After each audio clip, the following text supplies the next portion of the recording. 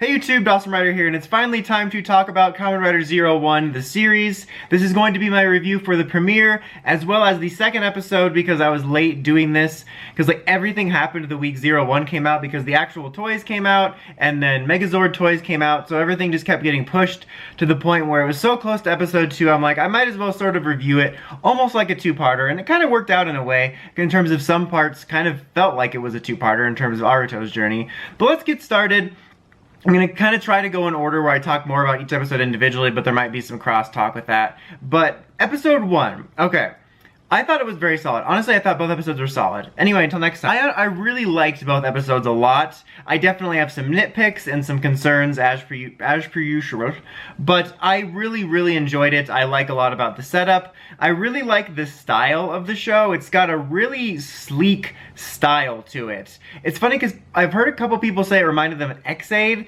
I didn't really get that. For me personally, if anything, I mean, the plots are pretty much completely different. Well, actually, well, sort of, but the style actually kind of reminded me of Yu-Gi-Oh! Vrains, just because of like the tech style of it. I'm just gonna keep saying the word style. Tech style, and not textile, but like tech style. The way it's incorporated in society, and so you kind of have this like what if, like sort of in the not too distant future vibe to it, you know what I mean? So it kind of reminded me of that, and I like the vibe of that. I like the aesthetics of that. I like that they're able to tell who hosts are because they put earmuffs on them. I like it in general. I like, this is cross going over into the second episode, but I really love like the base. Like, you have his office at the corporation, and you kind of can see like a little, what looks like a potential like practice area or like an area to try out tech or whatever. But I really like that. It kind of fits in nicely with that aesthetic, and it looks really sleek. And it's kind of just got a very cool, sleek vibe to everything,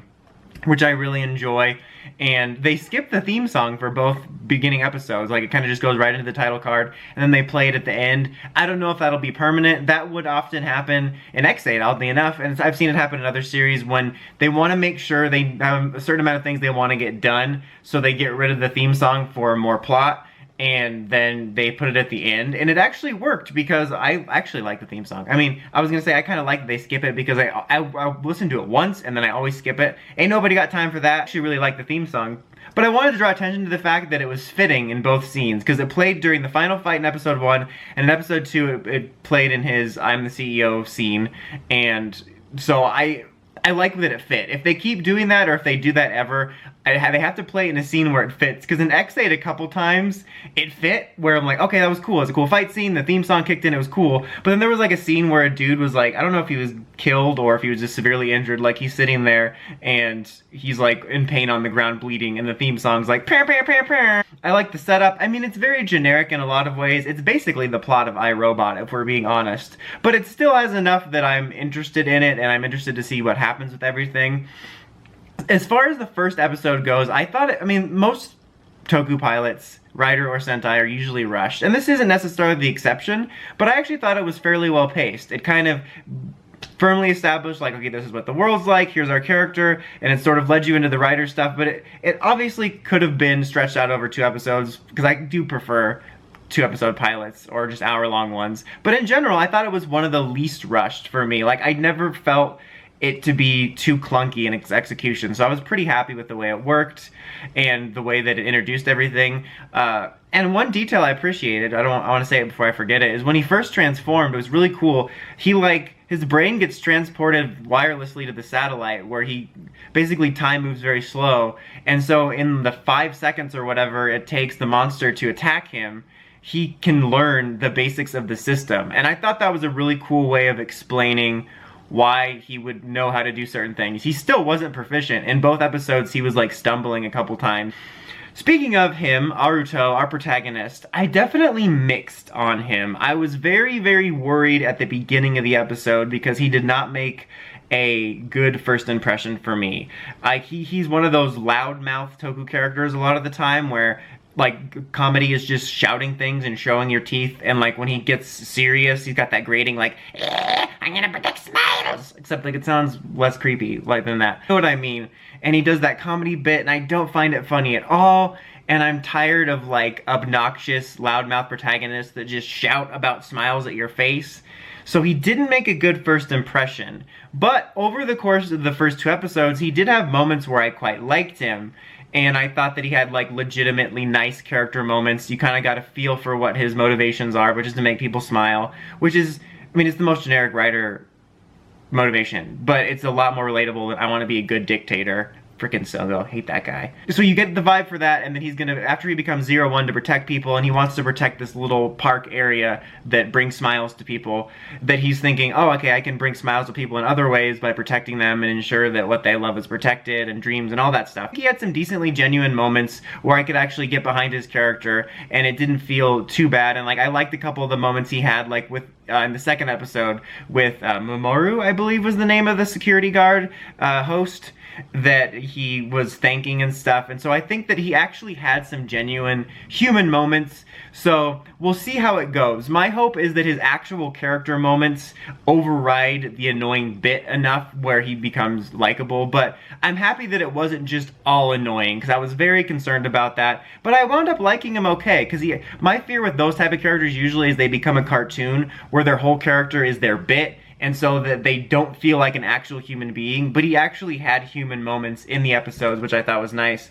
And what's funny too is I thought he actually had some legitimately funny moments when he wasn't doing the bit where he shouts and then his assistant explains the joke. Like when he was being scanned by Mamoru guy and he goes, trying to like stare him down. Or when they walked in on his first day as CEO and he's watching like the promo video of his dad or his grandfather and he like imitated it. He was like, so I thought that was funny. Like, he actually had a couple bits that I thought were funny that wasn't what was supposed to be funny. So, I don't know.